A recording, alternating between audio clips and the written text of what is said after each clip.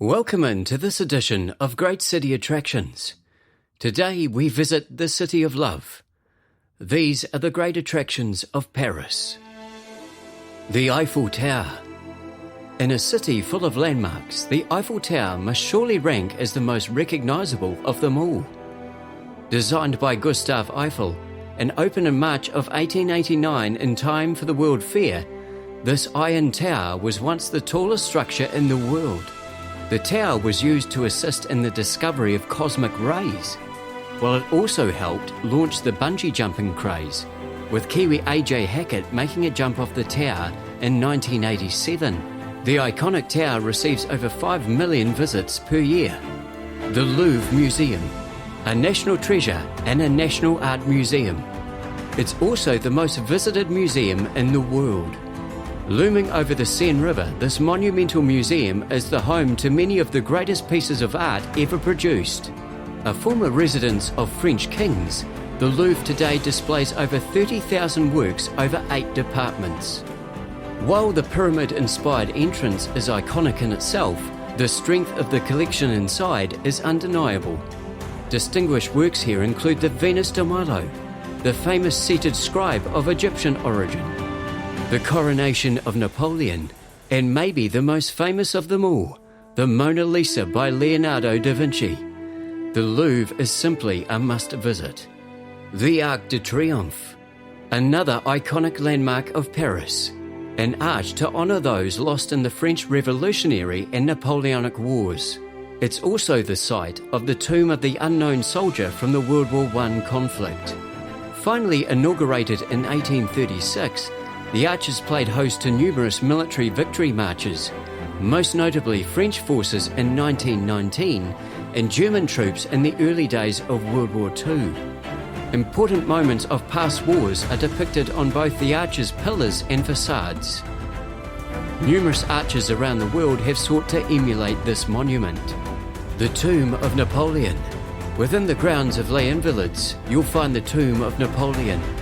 The remains of Napoleon himself were placed here in the 1860s, within a striking purple quartzite sarcophagus. Surrounding panels celebrate Napoleon's most remarkable achievements, among them his controversial Concordat and Civil Code ratifications. The tombs of Napoleon's brothers can also be seen here. Notre Cathedral, another of Paris's iconic buildings. The construction of the great Gothic Notre Dame was completed over some 180 years after beginning in the 1160s. The French Revolution saw the cathedral ransacked, with many of its most remarkable possessions destroyed. Soon thereafter, Napoleon was crowned emperor within its walls. Victor Hugo cast further attention on the cathedral with his brilliant The Hunchback of Notre Dame. Recently, a fire in April of 2019 saw the building suffer extensive damage. If you're enjoying this video, feel free to subscribe to the channel below. The Seine River. Like most memorable cities, a great river adds to the spectacle. The Seine, which divides Paris, extends for over 700 kilometres. Viking raiders made good use of the river when sacking Paris in the 800s, while the ashes of heroine Joan of Arc are said to have been thrown into the waters here. The river played host to a number of Olympic events during the French hosting of 1900, including water polo and swimming. No less than 37 bridges span the width of the Seine in Paris alone. The Champs-Elysees, most probably iconic today for its role in the Tour de France. The Champs-Elysees, which carries the most beautiful avenue in the world tag, showcases French flair, fashion, cafe culture and theatrical might, along an avenue stretching out over a mile in length. Among the famous names of fashion you'll find here are Zara, Lacoste, Louis Vuitton, Cartier, Bulgari and Dior. Bastille Day sees a military parade use the avenue.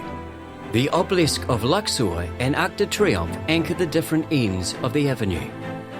Versailles, a palace like none other. The most famous resident of this vast palace may well be Louis XIV, or the Sun King.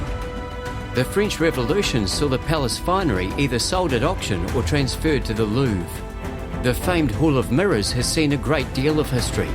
with the German Empire proclaimed in the hall in 1871 and the historic Treaty of Versailles signed there in 1919. Other highlights of the interior include the state apartments and royal chapel. On a stroll to the grounds, one could see the Queen's Hamlet, used by Marie Antoinette, and the Versailles Orangery. The Pantheon. Used as a mausoleum, the Pantheon of Paris was completed in 1790. Military commanders, playwrights, politicians, and religious figures have all been entombed here. The ashes of Voltaire and remains of Victor Hugo both reside in the Pantheon, along with those of Louis Braille, the creator of the Braille writing system. The architectural highlights of the building include its dome, which rises to a height of 80 metres, its peristyle, which mimics Greek temples, and its ornate naves and crypt. The Galeries Lafayette. The Galeries Lafayette is no normal shopping precinct. This grandiose example of Art Nouveau architecture brings in large crowds. Spanning to over 70,000 square metres, there's a lot of shopping to be done here. The dome and views of Paris are free. The shopping most definitely isn't. You can shop until you drop at the Galeries Lafayette. The Latin Quarter. Known for its numerous educational institutions, visitors will also enjoy the scope of famous buildings here, with the Museum of Marie Curie, the Royal Botanical Gardens and Medieval Museum all within the area. A well-preserved Roman arena is one of the lesser-known attractions in the Latin Quarter. That concludes this edition of Great City Attractions. What's your favourite place to visit in Paris? Comment below.